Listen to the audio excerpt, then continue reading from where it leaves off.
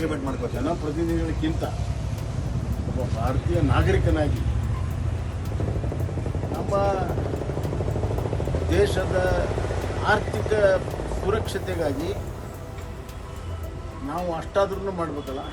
ನಮ್ಮ ಕರ್ತವ್ಯ ಇಲ್ವಾ? ಹಿಂದೆ ಲಾಲ್ ಬಹದ್ದೂರ್ ಶಾಸ್ತ್ರಿ ಅವರು ಆಹಾರದ ಕೊರತೆ ಆದಾಗ ಒಂದು ಹೊತ್ತು ಉಪವಾಸ ಮಾಡ್ರಿ ಅಂತ. ನಮ್ಮ ಪ್ರಧಾನಮಂತ್ರಿ ನರೇಂದ್ರ ಮೋದಿ ಅವರು ಬಂದ ತಕ್ಷಣವೇ ಶ್ರೀಮಂತರೆಲ್ಲ ನಿಮ್ಮ ಗ್ಯಾಸ್ಗಳನ್ನು ಉಪಯೋಗ ಮಾಡೋದನ್ನು ತ್ಯಜಿಸಿ ಅಂತೇಳಿ ಅದಕ್ಕೆ 6 ಕೋಟಿ ಜನ ಸ್ಪಂದನೆ ಮಾಡಿ. ಕೋವಿಡ್ ಸಂದರ್ಭದಲ್ಲಿ ಹಲವಾರು ರೀತಿ ಜಾಗೃತಿ ಮತ್ತು ನಾಗರಿಕ ನಡವಳಿಕೆಗಳ ಬಗ್ಗೆ ಪ್ರಧಾನಮಂತ್ರಿಗಳು ಹೇಳಿ ಅವೆಲ್ಲ ಮಾಡಿದ್ರಿಂದಲೇ ಕೋವಿಡಲ್ಲಿ ನಾವು ಸುರಕ್ಷತೆಯನ್ನು ಒದಗಿಸೋಕ್ಕೆ ಸಾಧ್ಯ ಆಯಿತು, ಜನರ ಪ್ರಾಣವನ್ನು ಉಳಿಸೋಕ್ಕೆ ಸಾಧ್ಯ ಆಯಿತು. ಪಕ್ಕದ ಚೈನಾ ಮತ್ತು ಹಲವಾರು ದೇಶಗಳಲ್ಲಿ, ಯುರೋಪ್ ದೇಶ, ಅಮೆರಿಕ ದೇಶದಲ್ಲಿ ಸಾವು ನೋವುಗಳು ಅತಿ ಹೆಚ್ಚಾದರೂ ಕೂಡ ನಾವು ಇಂಥ ದೊಡ್ಡ ಜನಸಂಖ್ಯೆಯ ದೇಶ ಕೋವಿಡ್ನಿಂದ ಸುರಕ್ಷತೆ ಸಿಗೋಕ್ಕೆ ಸಾಧ್ಯ ಆಯಿತು. ಅದೇ ರೀತಿ ಇವತ್ತು 2012-13 ಚಿದಂಬರಂ ಅವರು ಇದೇ ಬಂಗಾರದ ಖರೀದಿ ಬಗ್ಗೆ ಅದ್ರ ಬಗ್ಗೆ ವ್ಯಾಮೋಹ ಬೇಡ, ಅದು ಒಂದೇ ಇನ್ಸ್ಟ್ರೂಮೆಂಟ್ ಅಲ್ಲ, ಅಲ್ಲಿ ನೀವು ಹಣವನ್ನು ಹೂಡಿಕೆ ಮಾಡಬಾರ್ದು ಅನ್ನುವಂಥ ಮಾತನ್ನು ಕೂಡ ಅವತ್ತು ಅವರು ಕೂಡ ಹೇಳಿದ್ದಾರೆ. ಕಾಲಕ್ಕಾಗಿ ಇವತ್ತು ಒಂದು ಹೇಳ್ತೀನಿ ನಾನು, ಅಮೇರಿಕ ಮತ್ತು ಇರಾಕ್ ನಡುವೆ ಯುದ್ಧ ಆದಾಗ 3 ದಿವಸಕ್ಕೆ ಪೆಟ್ರೋಲ್ ಡ್ರೈ ಹೋಯಿತು. ಪೆಟ್ರೋಲ್ ಬಂಕಲ್ಲಿ ಮತ್ತೆಲ್ಲ ಕಡೆ ಪೆಟ್ರೋಲ್ ಡೀಸೆಲ್ ಡ್ರೈ ಆಗಿ ಹೋಯಿತು. ಕಿಲೋಮೀಟರ್ ಗಟ್ಟಲೆ ಕ್ಯೂ ಇತ್ತು.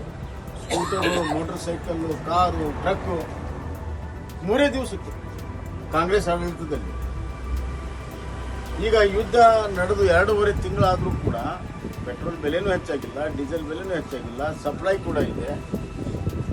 ಅಲ್ಲಲ್ಲಿ ಕೆಲವು ಲಾಜಿಸ್ಟಿಕ್ ಪ್ರಾಬ್ಲಮ್ ಬಿಟ್ಟರೆ ಎಲ್ಲ ಕಡೆ ಸಪ್ಲೈ ಇದೆ.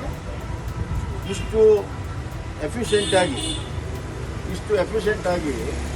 ಇದನ್ನು ನಿಭಾಯಿಸಿರುವಂಥ ಪ್ರಧಾನಮಂತ್ರಿಗಳು ಒಂದು ದೂರದೃಷ್ಟಿ ಇಟ್ಕೊಂಡು ಅವರೇನು ಯಾವುದಕ್ಕೂ ಕೂಡ ಕಡಿವಾಣ ಹಾಕಿಲ್ಲ, ಪೆಟ್ರೋಲ್ ಉಪಯೋಗಕ್ಕಾಗಿ ಕಡಿವಾಣ ಹಾಕಿಲ್ಲ.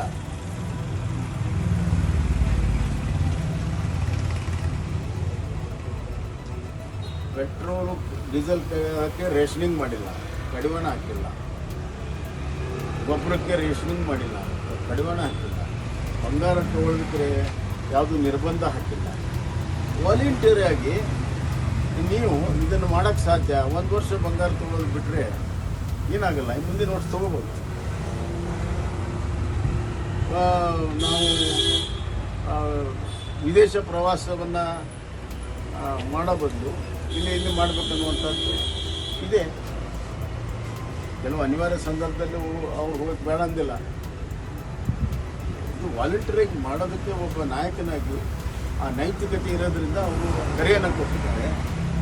ಇದ್ರ ಬಗ್ಗೆ ವಿರೋಧ ಪಕ್ಷಗಳು ಅದರ ವ್ಯಾಖ್ಯಾನವನ್ನು ಬೇರೆ ಬೇರೆ ರೀತಿಯಲ್ಲಿ ನೋಡಿದರೆ ಕಾಂಗ್ರೆಸ್ ಪಕ್ಷಕ್ಕೆ ದೇಶಭಕ್ತಿನೂ ಗೊತ್ತಿಲ್ಲ, ದೇಶಕ್ಕೆ ತ್ಯಾಗ ಮಾಡೋದು ಗೊತ್ತಿಲ್ಲ. ಒಂದು ರೀತಿಯಲ್ಲಿ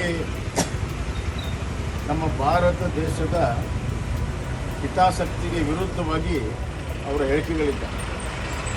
ಒಂದು ಜವಾಬ್ದಾರಿತ ಪಕ್ಷದ ಹೇಳಿಕೆ ಅಲ್ಲ. ನಿಜವಾಗಲೂ ಕಾಂಗ್ರೆಸ್ನವ್ರು ನಾಚಿಕೆ. ಎಲ್ಲ ಸಮುದಾಯದವರು ಅರ್ಥ ಮಾಡ್ಕೋಬೇಕು, ಇದನ್ನು ಜಾಗೃತಿ ಮಾಡಬೇಕನ್ನುವಂಥ ತೀರ್ಮಾನ ನಮ್ಮ ಎಲ್ಲ ನಾಯಕರು ಕೂಡ ಬಂದಿದ್ದಾರೆ. ನಮ್ಮ ಪಕ್ಷದ ಅಧ್ಯಕ್ಷರು, ಲೀಡರ್ ಆಫ್ ಅಪೋಸಿಷನ್ ಕೌನ್ಸಿಲ್ ಮತ್ತು ಅಸೆಂಬ್ಲಿ ಮತ್ತು ಇಂದಿನ ಸಚಿವರಾದಂಥ ನಮ್ಮ ಸಂಸತ್ ಸದಸ್ಯರು ಕಾರಜೋಳ ಅವರು, ನಾರಾಯಣ ಸ್ವಾಮಿ ಅವರು, ಇಂದಿನ ಮಂತ್ರಿಗಳು, ನಮ್ಮ ರವಿಕುಮಾರ್ ಅವರು, ನಮ್ಮ ದಲಿತ ಸಮುದಾಯದ ಹೋರಾಟದಿಂದ ಬಂದಂಥ ಎನ್ ಮಹೇಶ್ ಅವರು, ಎಲ್ಲರ ಅಭಿಪ್ರಾಯ ಇದು ಜಾಗೃತಿ ಮಾಡಿಸ್ಬೇಕು ಮತ್ತು ನ್ಯಾಯವನ್ನು SC/ST ಸಮುದಾಯಕ್ಕೆ ನೈಜವಾಗಿರುವಂಥ ನ್ಯಾಯವನ್ನು ಕೊಡಿಸಬೇಕು ಅನ್ನುವಂಥ ಒಂದು ತೀರ್ಮಾನವನ್ನು ಇವತ್ತು ನಾವೆಲ್ಲರೂ ಸೇರಿ ಮಾಡಿದ್ದೇವೆ. ಶೆಡ್ಯೂಲ್ 9 ಬಗ್ಗೆಯೂ ಕೂಡ ಚರ್ಚೆ ಮಾಡಿದ್ದೇವೆ. ಕಾನೂನು ತಜ್ಞರ ಜೊತೆಗೂ ಕೂಡ ಇದರ ಬಗ್ಗೆ ಮುಂದೆ ಚರ್ಚೆ ಮಾಡ್ತೀವಿ. ಶೆಡ್ಯೂಲ್ 9 ಈಗಾಗಲೇ ಕೋರ್ಟ್ ಆದೇಶ ಮಾಡಿದೆ. ಶೆಡ್ಯೂಲ್ 9 ಬಂದ ತಕ್ಷಣವೇ ಅದು ಪ್ರಶ್ನಾತೀತ ಅಲ್ಲ, it can be question, it can be reviewed ಅಂತ ಈಗಾಗಲೇ 2007ರಲ್ಲಿನೇ ಸುಪ್ರೀಂ ಕೋರ್ಟ್ ಹೇಳಿದ್ರಿಂದ ಅದಕ್ಕೆ ಶೆಡ್ಯೂಲ್ 9ಗೆ ಏನು ಒಂದು ರಕ್ಷಣೆ ಸಿಗಬೇಕು ಅದು ಸಿಗೋದಿಲ್ಲ ಅಂತ ಕೂಡ ಗೊತ್ತಿದ್ದರೂ ಕೂಡ ಅದನ್ನು ಮುಂದಿಟ್ಟುಕೊಂಡು ತಮ್ಮ ತಪ್ಪನ್ನು ಮುಚ್ಚಿಕೊಳ್ಳುವಂಥ ಪ್ರಯತ್ನ ಏನು ರಾಜ್ಯ ಸರ್ಕಾರ ಮಾಡ್ತಾ ಇದೆ ಅದರ ವಿರುದ್ಧ ನಾವು ರಾಜ್ಯಾದ್ಯಂತ ಹಲವಾರು ಸ್ತರಗಳಲ್ಲಿ ಹಲವಾರು ರೀತಿಯಲ್ಲಿ ಹೋರಾಟವನ್ನು ಮಾಡಬೇಕು ಅನ್ನುವಂಥದ್ದು ಇವತ್ತಿನ ನಮ್ಮ ಮೀಟಿಂಗಿನ ಅಭಿಪ್ರಾಯ. ಇದನ್ನು ನಮ್ಮ ರಾಜ್ಯ ಸಮಿತಿ ಮುಂದೆ ರಾಜ್ಯ ಅಧ್ಯಕ್ಷರು ಮತ್ತು ಎಲ್ಲ ಪ್ರಮುಖರ ಮುಂದೆ ಇಟ್ಟು ಮುಂದಿನ ರೂಪುರೇಷೆಗಳನ್ನು ಅಂತಿಮಗೊಳಿಸಿ ಅವತ್ತೇನು ನಾವು ಹೋರಾಟ ಮಾಡಬೇಕಂತ ಮಾಡಿದ್ವಿ, ನಿರ್ಣಯ ಕಾಯ್ತಾ ಇದ್ವಿ. ಈಗ ಅದು ಅನ್ಯಾಯ ಆಗಿದ್ದರಿಂದ ಆ ಹೋರಾಟವನ್ನು ಮಾಡಬೇಕನ್ನುವಂಥ ತೀರ್ಮಾನವನ್ನು ನಾವು ಮಾಡಿದ್ವಿ. ರಾಜ್ಯ ಸರ್ಕಾರ ಪ್ರಧಾನಮಂತ್ರಿ ಬಂದಾಗ ಗೃಹ ಇಲಾಖೆಯ ಜವಾಬ್ದಾರಿ, ಅದಕ್ಕೆ ಸಾಕಷ್ಟು SOPಗಳಿದ್ದಾವೆ. ಪ್ರಧಾನಮಂತ್ರಿ ಬಂದಾಗ ಸುರಕ್ಷತಾ ಕ್ರಮಗಳು ಏನೇನು ಮಾಡಬೇಕನ್ನುವಂಥದ್ದು ಒಂದು SOP ಇದೆ. ಆ SOPಯನ್ನು ಮಾಡಲು ವಿಫಲವಾಗಿದೆ ಅಂತ ಭಾಳ ಸ್ಪಷ್ಟ ಆಗ್ತದೆ. ಮತ್ತು ಆ ಗೆಲ್ಟಿನ್ ಸಿಕ್ಕಿರುವಂಥದ್ದು ಮತ್ತು ಯಾರು ಮಾಡಿದ್ರು ಅಂತ ತಿಳ್ಕೊಳ್ಳೋಕ್ಕೂ ಕೂಡ ಇನ್ನು ಒಂದು ಸೀರಿಯಸ್ ಆಗಿ ಪ್ರಯತ್ನ ಮಾಡ್ತಾಯಿಲ್ಲ. ಒಂದು ಕಡೆ CCB ಅಂತ, ಇನ್ನೊಂದು ಅಂತಾರೆ. ಹೀಗಾಗಿ NIA ಬಂದಿದೆ, ತನಿಖೆ ಆಗುತ್ತೆ, ಸತ್ಯ ಹೊರಗೆ ಬರ್ತದೆ.